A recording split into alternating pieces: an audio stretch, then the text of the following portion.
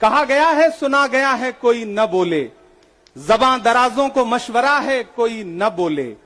अजीब लुकनत पसंद हाकिम से वास्ता है, अजीब लुकनत पसंद हाकिम से वास्ता है। जो चाहता है जो सोचता है कोई न बोले।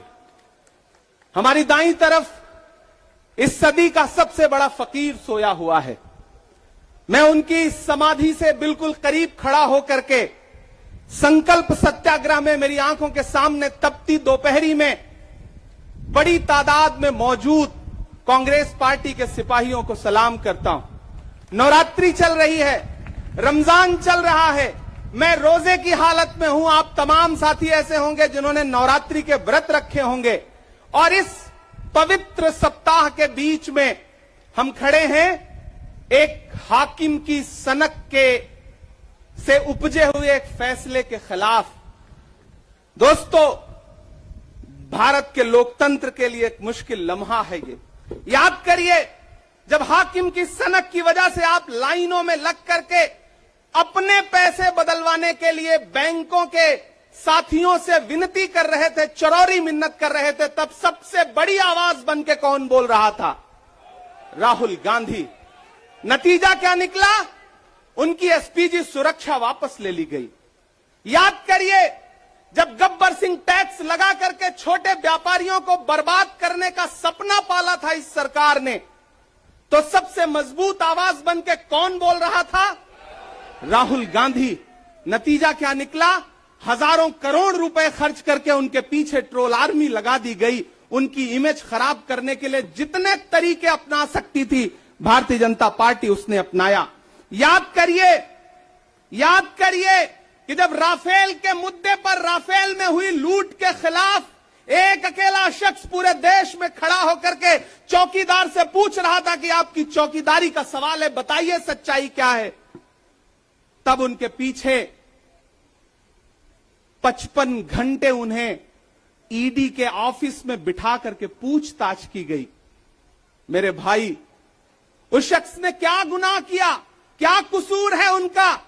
उनका कसूर इतना है कि जब देश में नफरतें सर चढ़ करके बोल रही थी तो उस शख्स ने कहा कि मैं भारत जोड़ने के लिए अपने पैर के छालों की परवाह किए बगैर 4000 किलोमीटर चलूंगा। यह कसूर है राहुल गांधी का। यह कसूर है राहुल गांधी का कि वह एक शहीद पिता के बेटे हैं। यह कसूर है उनका।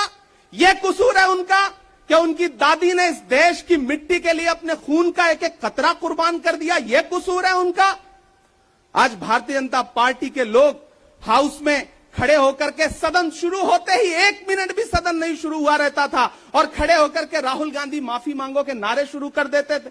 किस बात की माफी? क्योंकि वो भारत जोड़ रहे हैं, वो लोकतंत्र को बचाने की बात कर रहे हैं। अरे भाजपाइयों, माफी तो आपको मांगनी चाहिए। 15 लाख के झूठे जुमले के लिए माफी मांगो, बढ़ती हुई महंगाई के लिए माफी मांगो, अच्छे दिन के झूठे वादों के लिए माफी मांगो, लोकतंत्र को कुचलने के लिए माफी मांगो, महंगाई के खिलाफ माफी मांगो, 400 का सिलेंडर 1100 रुपए करने के लिए माफी मांगो, 58 रुपए का पेट्रोल 100 रुपए का करने के लिए माफी मांगो, हिंदू को मुसलमान से लड़ाने के लिए माफी मांगो, सिख को ईसाई से लड़ाने के लिए माफी मांगो। माफी तो तुम मांगो।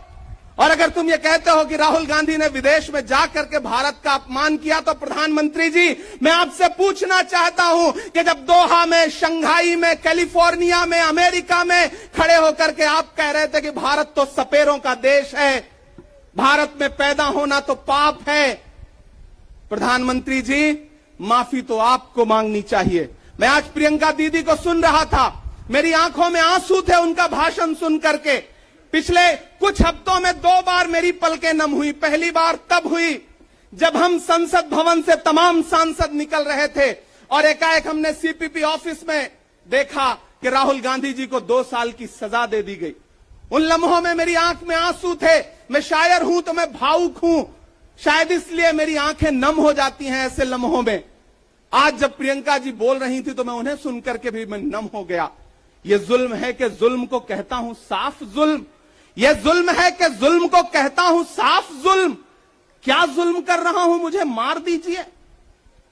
जो जख्म बांटते हैं उन्हें जीस्त पे है हक। मैं फूल बांटता हूं, मुझे मार दीजिए। फिर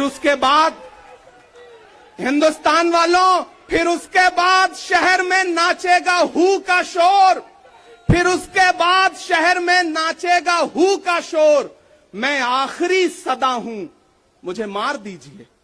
मेरे भाई, इस देश के लोकतंत्र को बचाने के लिए जो सबसे बड़ी आवाज है इस देश के, उसको मारने की, उसको कुचलने की जो कोशिश है, उसके खिलाफ आपको खड़ा तो होना पड़ेगा, आपको बोलना तो पड़ेगा। मैं कभी कभी सोचता हूं कि जब मैं कभी समाधि पर जाऊं तो क्या मुंह दिखाऊंगा महात्मा गांधी को, मैं क्या मुंह दिखाऊंगा राजीव जी को, हम क्या मुंह दिखाएंगे इंदिरा जी को, कि उनके वारिस के साथ, उनके घर के चश्मो चिराग के साथ इस तरह की अपमानजनक बातें की जा रही हैं और देश खामोश बैठा है। सवाल आपसे है, सवाल यहां बैठे हुए लोगों से नहीं है, सवाल आपसे है जो आप कांग्रेस की मोहब्बत में यहां आए हुए। मैं आपको सलाम करता हूं, मैं जानता हूं आप राहुल गांधी जी से मोहब्बत करते हैं, कांग्रेस पार्टी से मोहब्बत करते हैं, प्रियंका दीदी के सम्मान में आए हुए हैं, खड़गे साहब के सम्मान में आए हुए हैं, मैं जानता हूं, वरना इस तपती दोपहरी में व्रत रख के, रोजा रख करके कौन परेशान होने के लिए आता। आपको मोहब्बत है पार्टी से, लेकिन नया पाने की चाहत में पुराना छूट जाता है। तुझे अपनाऊं तो मुझसे जमाना रूठ जाता है। मोहब्बत पढ़ने लिखने में बहुत आसान है, लेकिन मोहब्बत को निभाने में पसीना छूट जाता है। मैं जानता हूं कि आप पसीने के बीच भी, आप तपती दोपहरी के बीच भी यहां बैठे हैं। क्यों? क्योंकि आपके मन में पीड़ा है, आप देख रहे हैं कि लोकतंत्र को किस तरह से कुचला जा रहा है। मेरे भाई, ये एक मुश्किल वक्त है। मैं इस मंच पर खड़ा होकर के, गांधी समाधि के इस मंच पर खड़ा होकर के पूरे देश का आह्वान करता हूं कि अब समय राहुल गांधी के सत्याग्रह का नहीं है। अब राहुल गांधी जी से आगे बढ़ करके देश के एक एक व्यक्ति के ऊपर बात आ गई है। एक ऐसी आवाज जो आपके लिए संसद में बोल रही थी, कसूर क्या था? उन्होंने प्रधानमंत्री जी के भ्रष्टाचारी मित्रों के खिलाफ आवाज उठाई। उन्होंने पूछा कि 20,000 करोड़ रुपया कहां से आया अडानी की कंपनियों में। उन्होंने पूछा कि नीरव मोदी ने, ललित मोदी ने, मेहुल चौकसी ने जो इस देश को लूटा है, उसका जवाब प्रधानमंत्री जी को देना पड़ेगा। अगर प्रधानमंत्री जी इतना कहने से आप राहुल गांधी जी की सदस्यता ले लेंगे तो हम तमाम सांसद तैयार हैं, ले लीजिए हमारी सदस्यता, लेकिन हम रुकने वाले नहीं हैं, हम झुकने वाले नहीं हैं, हम मुसलसल बोलते रहेंगे। मैं हिंदुस्तान के लोगों से कहना चाहता हूं कि हमने सहराओं में हासिल किया आसानी से, तुम समंदर में भी रहकर न मिले पानी से। ये सियासत के दिए सबके हवाले न करो, मुल्क बिक जाता है एक शख्स की नादानी से। इस शख्स की नादानी से देश बिक रहा है, लोकतंत्र मटिया मेट हो रहा है, संविधान को कुचला जा रहा है। और वो आखिरी सदा जो 7 फरवरी को गूंजी थी पार्लियामेंट में, उसको भी खामोश करने के लिए उसे संसद से निकाल दिया गया है। मैं देश से कहना चाहता हूं कि उन्होंने राहुल गांधी जी को संसद से निकाल दिया है। देश सुने इस बात को कि नरेंद्र मोदी जी और उनकी सरकार ने साम दाम दंड भेद इस्तेमाल करके राहुल गांधी को संसद से निकाल दिया है। अब देश के ऊपर फैसला है, उन्होंने संसद से निकाला है। देश के लोगों, राहुल गांधी को अपने दिल में रखो, अपने दिल में बिठाओ, निकलो पूरे देश में, करो सत्याग्रह। देखते हैं इस हुकूमत की तानाशाही में कितनी ताकत है। अगर कांग्रेस का एक एक कार्यकर्ता जो अपने घरों पर कहीं बैठा हुआ है, मैं उससे भी आह्वान कर रहा हूं कि राहुल गांधी से बढ़कर के ये मसला इस देश के लोकतंत्र तक आ गया है, इसे बचाइए। और राहुल जी शायद अपने घर पर होंगे, यहां हम हजारों की तादाद में उनको समर्थन देने के लिए जुटे हैं। मैं तो बस इतना कह रहा हूं कि मेरे भाई, आपको एक बात समझनी है, और वो ये है कि इस मुश्किल वक्त में हमें राहुल जी से ये कहना है कि लहू में भीगे तमाम मौसम गवाही देंगे कि तुम खड़े थे। एक आखिरी नज्म सुना करके मैं आपसे विदा लूंगा कि लहू में भीगे तमाम मौसम गवाही देंगे कि तुम खड़े थे। शहर का सूरज गवाही देगा कि जब अंधेरों की कोख से निकलने वाले ये सोचते थे कि कोई जुगनू बचा नहीं है, तो तुम खड़े थे, तुम खड़े थे।